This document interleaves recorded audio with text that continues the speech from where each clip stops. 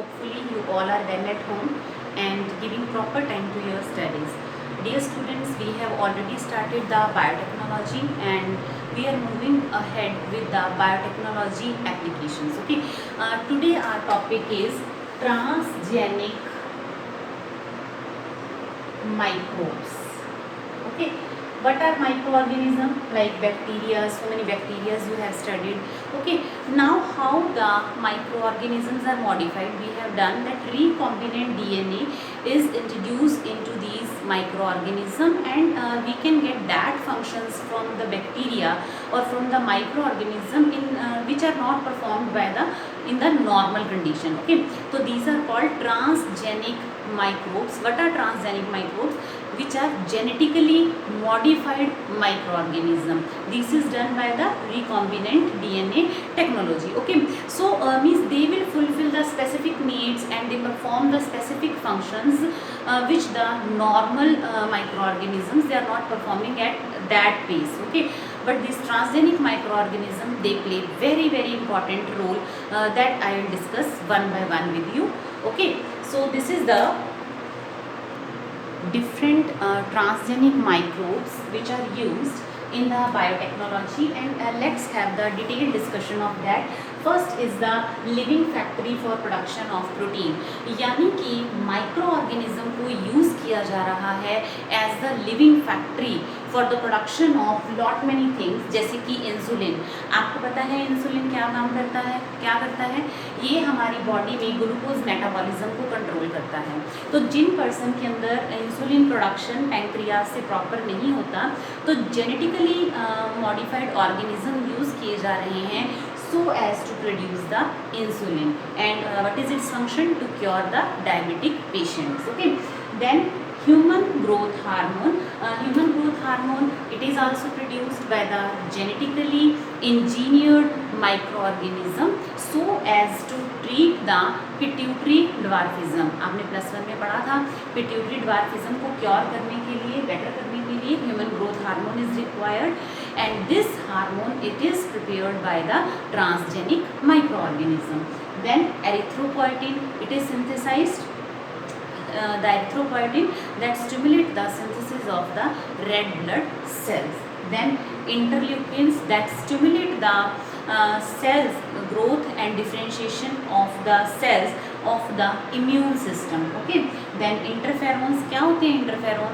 These are the substances or the chemical which are secreted by the virus infected cells to protect the other cells. तो जो interferons genetically engineered microorganism से produce होंगे to protect from the viral infections. Okay, bovine growth hormone, जो genetically engineered E coli से bovine growth hormone produce किया गया, and when it is injected into the cattle और other animals, then it led to the increased production of the milk as well as the beef production. तो बेटा ये एक question जो आपको मैंने इसके टाइप्स बताए हैं कि माइक्रो ऑर्गेनिज्म का जो ट्रांसजेनिक माइक्रो ऑर्गेनिज्म को कहाँ यूज़ किया जा रहा है, ये सब क्वेश्चन आपको नीट के पेपर में, इवन सब्जेक्टिव में भी अब ऑब्जेक्टिव आता है, आपका जो बोर्ड एग्जाम है उसमें भी इनमें से जरूर क्वेश्चन आपको आते हैं। तो इन सब का फंक्शन आपको पता होना चाहिए कि ये सब क्या फंक्शन परफॉर्म कर रहे हैं। फिर है एनवायरनमेंट प्रोटेक्शन। देखो बहुत सारे ट्रांसजेनिक जेनेटिकली मॉडिफाइड ऑर्गेनिज्म ऐसे हैं जो एनवायरनमेंट को प्रोटेक्ट करने के लिए काम आ रहे हैं, जैसे सूडोमोनास प्यूटिडा, ये क्या है? ऑर्गेनिज्म है, बैक्टीरिया है। ये क्या करता है? It can remove the oil spills. जैसे किसी सी के अंदर ऑयल आ जाए तो उसको मतलब क्या करेंगे? अब ऑयल को रिमूव नहीं किया जा सकता, but this bacteria that can cause the means it help in removing the oil spills. Then we have, and moreover one more function is there of Pseudomonas, that it can degrade the DDT, that is the insecticide that is used, DDT. Acetobacter erosion, this is the another bacteria which is also the used, it is also used in the different patterns, that is the Acetobacter aceti.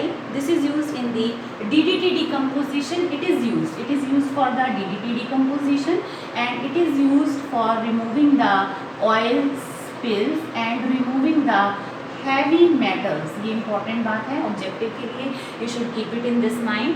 Then crop protection, next point आता है कि crop protection, जो transgenic micro organisms हैं they are nowadays used for the crop protection.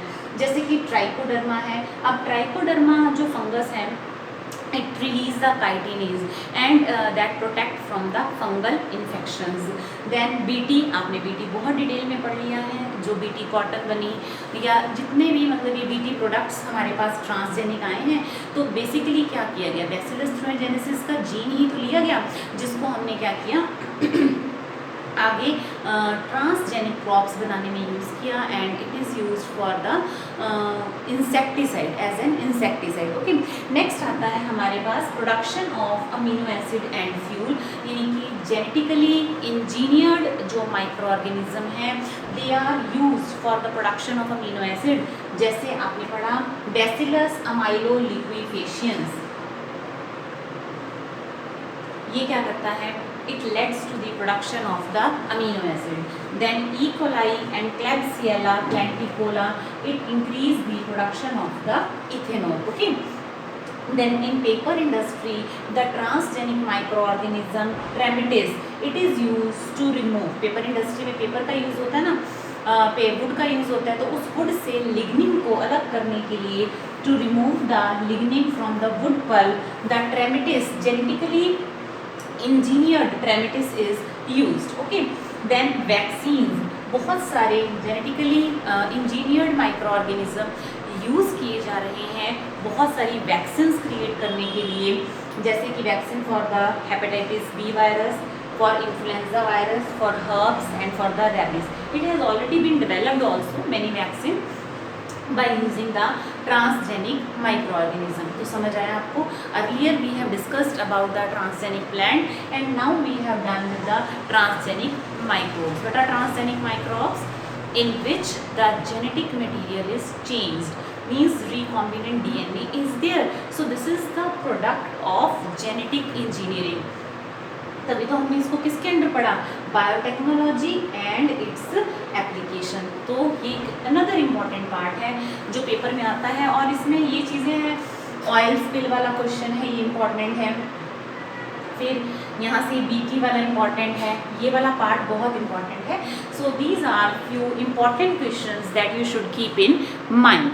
Okay, हाँ जी students, now I am going to tell you about the biotechnology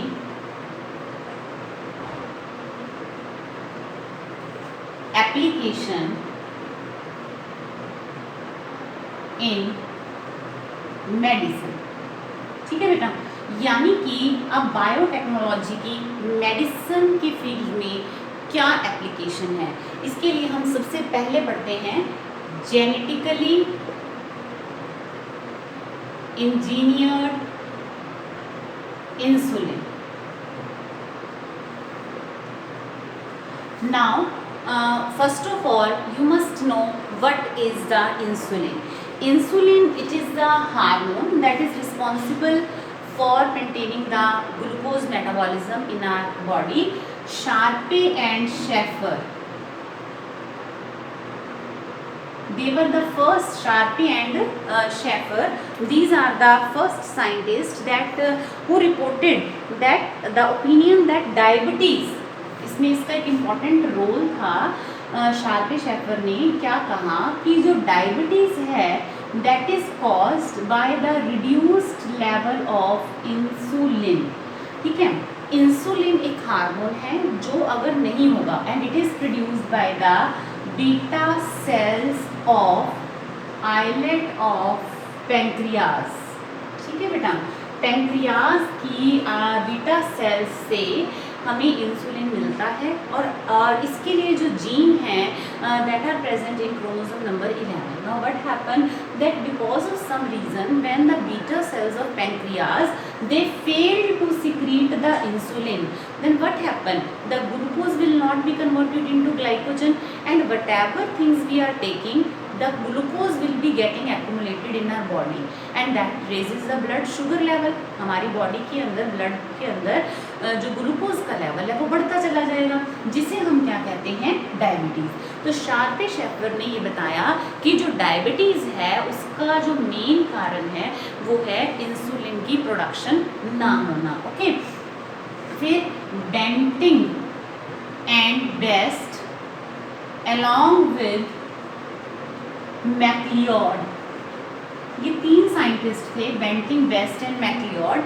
what they did, they isolate the insulin from the dog and pancreas of the dog, and later on they also recovered from the slaughtered pig and cattle, and they used that insulin for the treatment of diabetes in human being.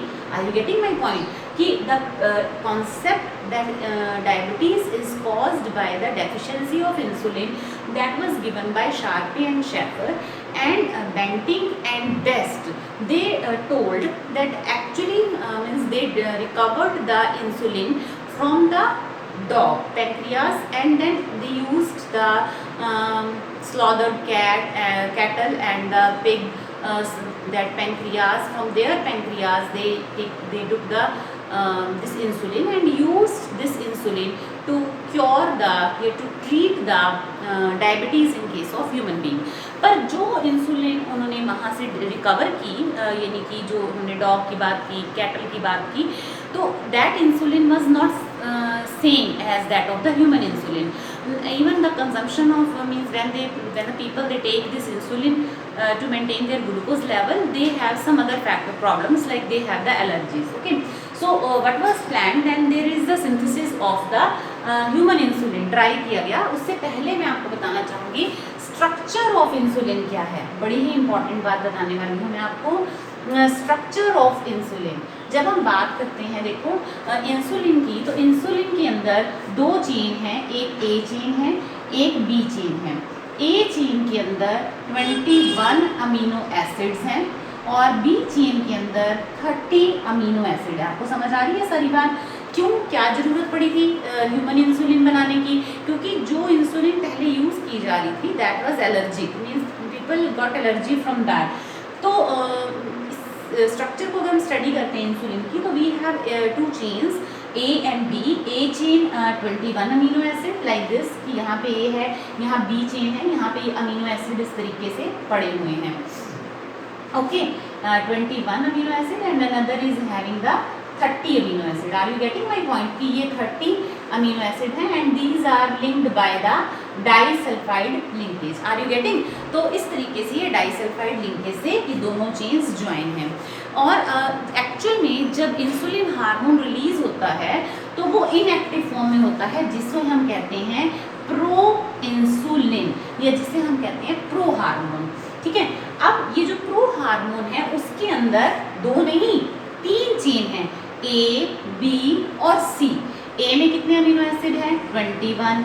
B में कितने हैं? 30 amino acid. सी में कितने हैं? 33 amino acid. ठीक है.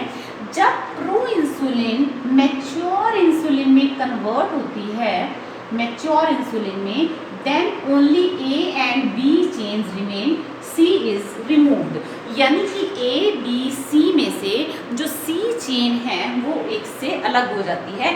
तब वो इंसुलिन है जो मैच्योर इंसुलिन की तरह काम करती है और ग्लूकोज लेवल को कंट्रोल करती है. आपको स्ट्रक्चर समझ आया? A chain, B chain, C chain. A के अंदर 21, then 30 amino acid, then 33 amino acid. When this is a pro insulin, and when this pro insulin get convert into mature insulin, when it is required to get activated, then C chain is removed. Okay. And it get activated to form the insulin, mature insulin, that is having only 2 chain which are linked by the disulfide linkage. अब कैसे इसको synthesise किया गया? क्योंकि problem क्या थी कि when the bacteria and genetically engineered bacteria were supposed to synthesize this pro-insulin, but problem was this, they don't have the enzymes to remove the introne. Means वो कर नहीं सकते इस तरीके से कि सी चेन को रिमूव कर दें. अगर सी चेन रिमूव नहीं होगी तो प्रो इंसुलिन इंसुलिन में कैसे कन्वर्ट होगा? So that was the biggest challenge. तो किस तरीके से इंसुलिन को सिंथेसाइज किया गया, इसके लिए मैं आपको बहुत ही इंपॉर्टेंट बात बताने वाली हूँ। देखो, ए चेन है, बी चेन है, डाइसल्फाइड लिंकेज से कनेक्टेड है। प्रो इंसुलिन में सी चेन भी है। जब प्रो इंसुलिन मैच्योर इंसुलिन में कन्वर्ट होती है तो सी चेन उससे अलग हो जाती है। प्रॉब्लम क्या थी कि बैक्टीरिया ये काम नहीं कर सकते कि वो सी चेन को अलग कर सकें। तो एक कंपनी आई, Eli Lilly, very important name, Eli Lilly, an American company, what they did, they just recovered they isolated the DNA sequences responsible for the synthesis of A chain and B chain। मतलब उन्होंने A chain और B chain को synthesise करने वाली DNA sequences को लिया, plasmid में उसकी मल्टीपल कॉपीज क्रिएट की and let it multiply, and so they recovered the A and B chain separately and then they joined the A and B chain by the disulfide linkage and created the insulin, and this insulin they called it as humulin। आपको मेरी बात समझ आई कि उन्होंने A sequence बनाने वाली DNA sequence को लिया, B चेन सिंथेसाइज करने वाली सीक्वेंस को लिया, दोनों को अलग अलग डेवलप करा, मतलब उस प्लाज्मिड में डाला, they will get the multiple copies of that and then they are allowed, मतलब वो जीन जो A चेन को बना रहा था वो अलग डाल दिया गया, B चेन को बनाने वाला जीन अलग डाल दिया गया। When the plasmid will multiply means, so what will happen, the A chain and B chain then will be synthesized and then these chains they are joined together to form the mature insulin, that is the Humulin, वो बन गई Humulin. इसका फ़ायदा क्या था, क्योंकि इसका exactly वही कॉन्सेप्ट था जो इंसान के अंदर ह्यूमन इंसुलिन सिक्रीट होती है, it will work that, so people they are not allergic to this human insulin. समझ आई आपको? So this is the very very important concept, the synthesis of the human insulin. दोबारा से मैं आपको सारा बताती हूँ, 4 बातें आपको इसमें याद रखनी है। पहली बात, इंसुलिन हमारे ग्लूकोज मेटाबॉलिज्म को रेगुलेट करता है, इंसुलिन ना सिक्रीट हो तो डायबिटीज़ हो जाएगा, और अगर हम इंसुलिन के पहले जो इंसुलिन की गई वो डॉग, कैटल और पिग से ली गई, उनके पेंक्रियाज से ली गई, बट दैट वाज एलर्जिक, इसीलिए क्या किया गया, ह्यूमन इंसुलिन सिंथेसाइज की गई। और उसके लिए आपको पता होना चाहिए कि प्रो इंसुलिन में 3 चेन हैं, A, B, C, और जब ये मैच्योर इंसुलिन में कन्वर्ट होती है then C chain is removed and only A and B chains are left that form the mature insulin and these are linked by the disulfide linkage, okay। और Eli Lilly first company जिसने सबसे पहले इस चीज़ को बनाया और A chain बनाने वाली DNA सीक्वेंस को प्लाज्मिड में डाला, B चेन बनाने वाले DNA को डाला प्लाज्मिड में and recovered the A and B chain separately and then they joined these 2 chain by the linkage, disulfide linkage and form the human insulin। Bacteria में अपने आप ये क्यों नहीं हुआ कि हम डायरेक्टली उसके अंदर इंसुलिन बनाने वाला जीन डाल दें और हमें ह्यूमन इंसुलिन मिल जाए?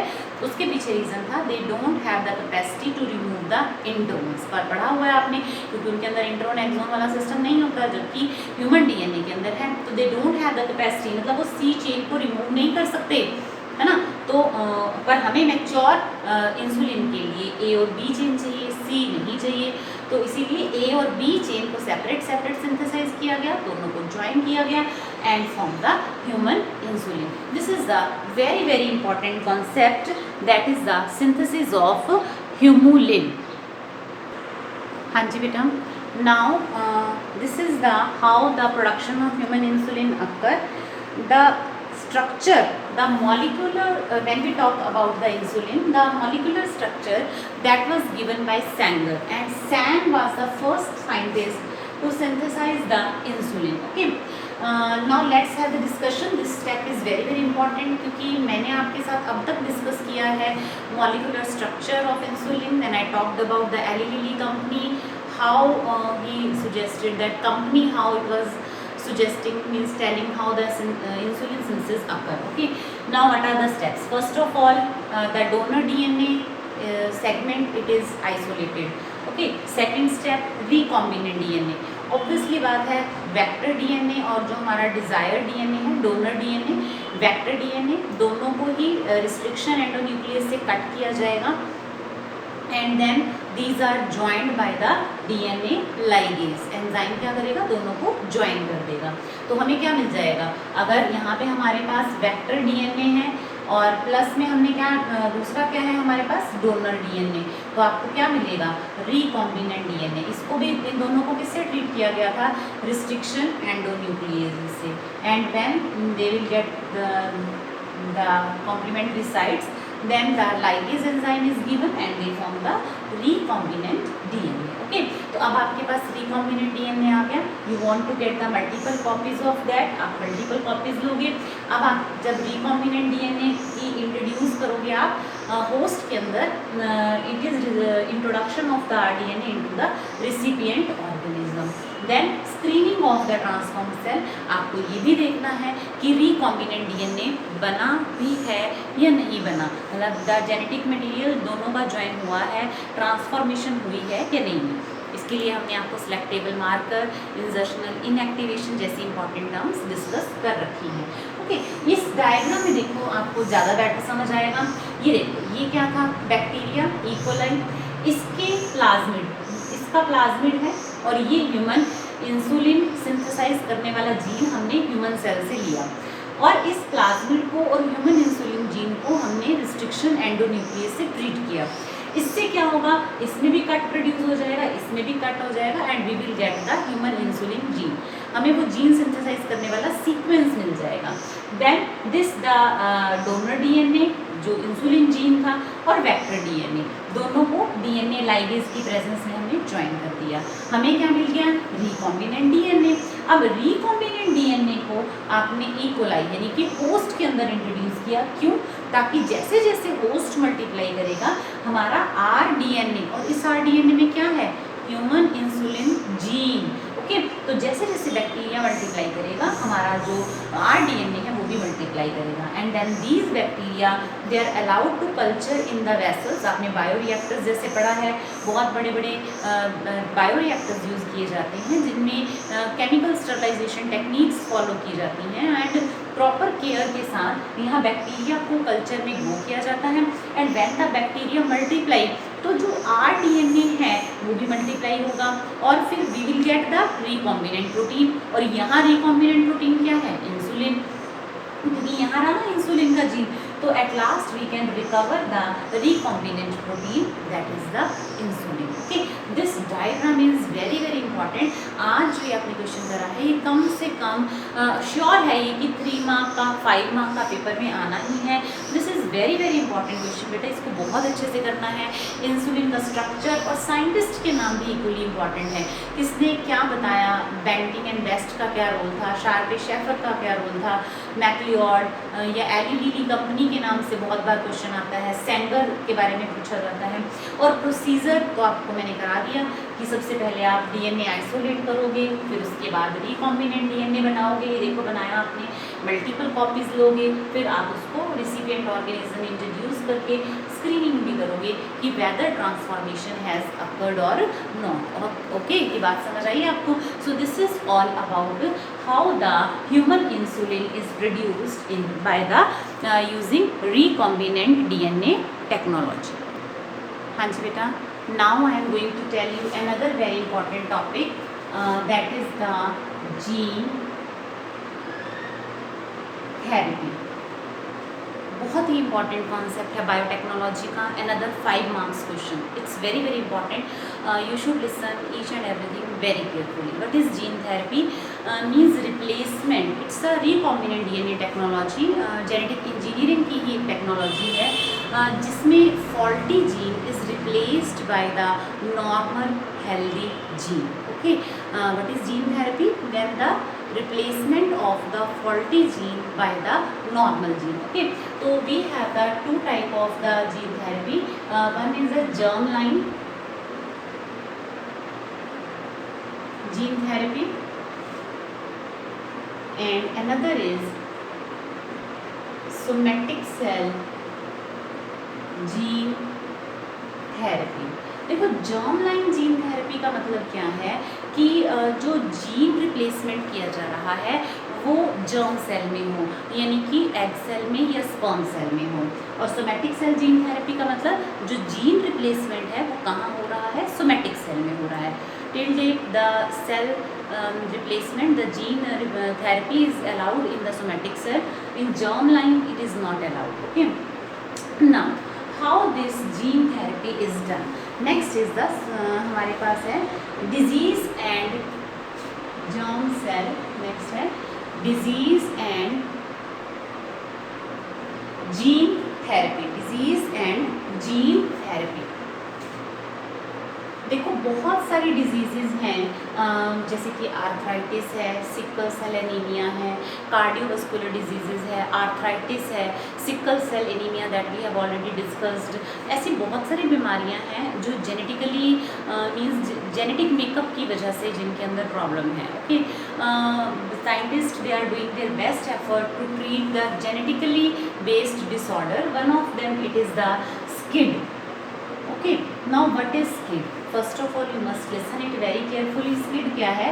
Severe Combined Immunodeficiency Syndrome. क्या मतलब हुआ? Severe Combined Immunodeficiency Syndrome. What happens actually in this? The person having the SCID, it does not have the immunity against any disease. Why? Because the enzyme adenosine deaminase deficiency. ठीक है, adenosine deaminase enzyme is very important for the synthesis of T lymphocyte, and when the gene responsible for the synthesis of this enzyme is not present, the person suffer from SCID. समझ आया? यानी कि जो gene ADA की synthesis कर रहा है वो जीन काम नहीं करेगा, तो एडिनोसिन डीएमिनेज की सिंथेसिस नहीं होगी, जिसकी वजह से फंक्शनल टी लिम्फोसाइट्स नहीं बनेंगे. फंक्शनल टी लिम्फोसाइट नहीं बनेंगे तो पर्सन की जो इम्यूनिटी है वो कैसे काम करेगी? तो उसे तो सब बीमारियां हो जाएंगी. बीमारियां तो उसे तो कुछ भी होगा तो सबसे पहले उसी के ऊपर अटैक करेगी, क्योंकि इम्यूनिटी तो काम नहीं कर रही. जैसा आपने एड्स पढ़ा था, एड्स क्या था? Acquired immunodeficiency syndrome. पर ये क्या है? Severe combined immunodeficiency syndrome. यानी कि पर्सन की बॉडी के अंदर एक जीन वर्क नहीं कर रहा प्रॉपरली, और उस जीन की वजह से एडीए नहीं सिंथेसाइज हो रहा, जिससे टी लिम्फोसाइट नहीं बन रहे. टी लिम्फोसाइट नहीं बनेंगे तो क्या होगा? इम्यूनिटी नहीं होगी पर्सन के अंदर. Are you getting my point? तो इसके लिए क्या एफर्ट किए गए? The first case that was reported in a girl, 4-year-old girl in 1990. What was done that she was suffering from this SCID, severe combined immunodeficiency syndrome. The reason behind was that ADA deficiency. Now what can be the alternative? Think about that. देखो, एक तरीका है bone marrow transplantation की जाए. दूसरा option है कि इसके अंदर एंजाइम रिप्लेसमेंट थेरेपी की जाए. देखो, दो तरीके मैंने आपको क्या बताया. एक मैंने क्या बताया? Bone marrow transplantation. ठीक है बेटा. और दूसरा मैंने क्या बताया? Enzyme replacement. ठीक है, एंजाइम रिप्लेसमेंट यानी कि फंक्शनल एंजाइम एडिनोसिन डीएमिनेज अगर बॉडी के अंदर कर दिया जाए तो सिंथेसिस हो जाएगी, लिम्फोसाइट्स सिंथेसाइज हो जाएंगे और इम्यूनिटी बन जाएगी. But this is not a permanent cure. So what are the other alternatives? What can be done to cure that means person suffering from the SCID? So what is done that the T lymphocytes are taken from the bone marrow and then they are cultured. Are you getting my point? And then the ADA cDNA यानी कि ADA को synthesise करने वाला complementary DNA उन sales के अंदर inject किया गया या इंट्रोड्यूस किया गया. मेरी बात समझ आई है आपको? कि ADA पहले सबसे पहले क्या किया? टी लिम्फोसाइट्स कहाँ से ली गई? बोन मैरो से ली गई. उन सेल्स को कल्चर किया गया. कल्चर करने के बाद उनके अंदर ADA सिंथेसाइज करने वाला जो DNA है वो इंट्रोड्यूस किया गया. Okay, now this engineered cells they are re injected into the bone marrow. मेरी बात समझ आई? अब इन सेल्स में खासियत क्या थी कि इनके पास फंक्शनल DNA है जो ADA को सिंथेसाइज कर सकता है. तो काफ़ी प्रॉब्लम हल हो जाएगी, क्योंकि अब वो टी लिम्फोसाइट्स क्या कर सकती हैं? Means the cells they have the ADA adenosine deaminase, क्योंकि उसको सिंथेसाइज करने वाला DNA हमने डाला है ना, इंट्रोड्यूस किया है. अब इन लिम्फोसाइट्स को बोन मैरो में मतलब वापस से रीइंजेक्ट बॉडी में इसको किया जाएगा। Now but the cells will not remain alive for a longer time. तो क्या होगा, अगर सेल्स डाई करेंगी तो again immunity will be lost.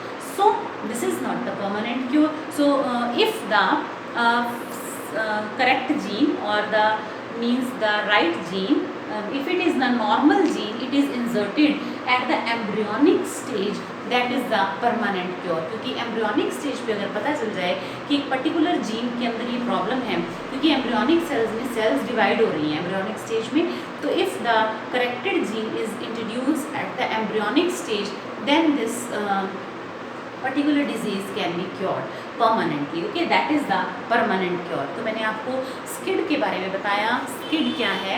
Severe Combined Immunodeficiency Syndrome that occurs due to ADA deficiency, and the gene responsible for this for the synthesis of ADA that is not working. तो उसको क्या करना पड़ेगा, उस gene को ही replace करना पड़ेगा, that is called gene therapy. बहुत सारे इसके अंदर ऑप्शंस थे कि बोन मैरो ट्रांसप्लांटेशन कर दी जाए, एंजाइम फंक्शनल एंजाइम भेज दिया जाए सेल की बॉडी के अंदर, या टी लिम्फोसाइट के अंदर ADA CDA डाल दिया जाए ताकि टी लिम्फोसाइट्स में प्रोडक्शन शुरू हो जाए और इम्यूनिटी बूस्टअप हो जाए, उसकी वर्क करना शुरू कर दे। But the best way to have the corrected gene at the embryonic stage, that is the best that is the permanent cure for the disease. Okay, so this is all about the gene therapy.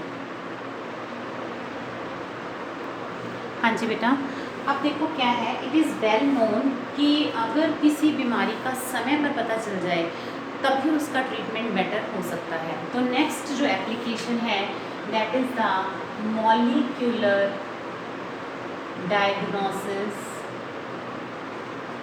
Of the disease. ठीक है बेटा, अब molecular diagnosis of the disease कैसे, जैसे हमारे पास RDNA technology है, PCR है, ELISA है, डिफरेंट टेक्निक्स हैं which are use to trace the disease and the pathogen, the disease causing organism.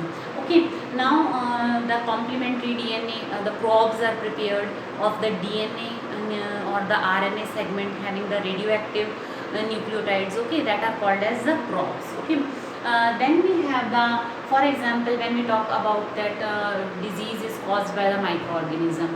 Now जब तक symptoms appear नहीं होंगे तब तक disease का पता नहीं लगेगा। okay, और तब तक बहुत सारे माइक्रो ऑर्गेनिज्म बॉडी में हो जाएंगे।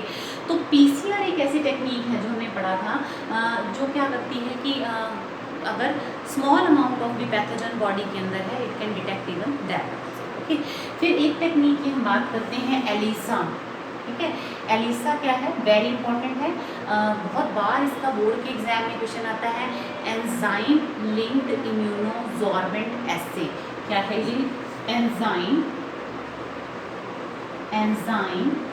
Linked immunosorbent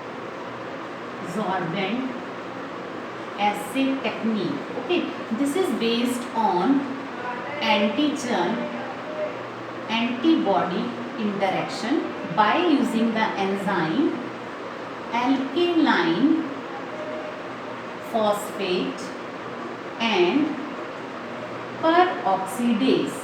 Okay, even the technique they are used to detect even the presence of very small amount of the pathogen, जैसे कि ये PCR technique that is also used in diagnosing the HIV causing the AIDS. Okay, so likewise there are so many methods where the biotechnology can be used for the molecular diagnosis of the disease. Different techniques can be used. Okay, next point इसके अंदर आता है making choice of baby's sex. ठीक है, अब इसमें क्या है, आपको पहले ये बात पता होनी चाहिए कि एक इंडिविजुअल, एक चाइल्ड है, उसकी सेक्स किस बात पर डिपेंड करती है। देखो, female always produce only one kind of the gamete, that mean it produce only x ova always contain having the X chromosome, but male can produce two type of gamete, 50% with the X chromosome and 50% with the Y chromosome. अब R. Erickson of USA, what he did, he separated the X and Y chromosome by using the Syphadex gel column.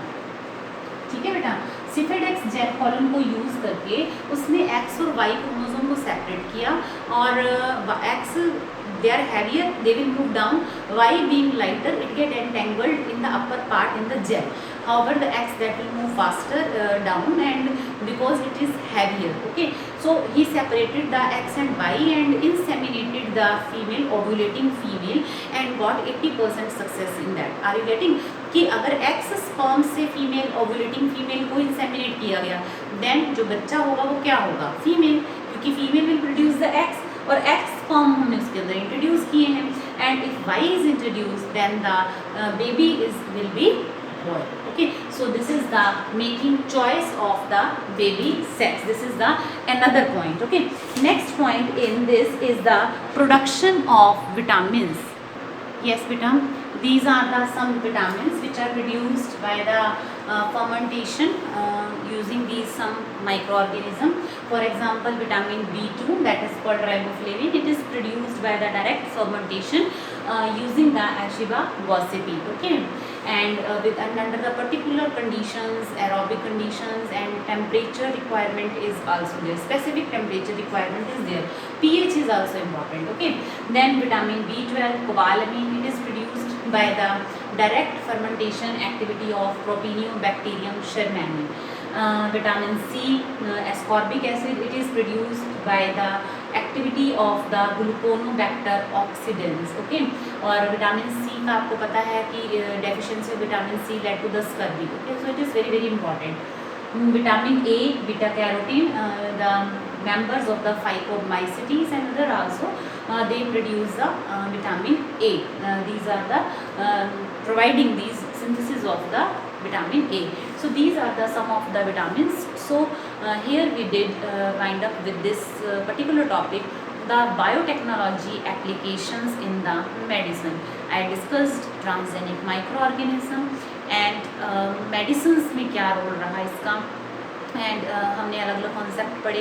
Insulin पढ़ा, gene therapy we have done in detail, we have studied about that, and then I discussed about the making choice of the baby's sex, and then molecular diagnosis of the diseases we have studied, and at the end I discussed with you about the production of vitamin. These all the questions are very very important your exam point of view. Okay, so do this properly.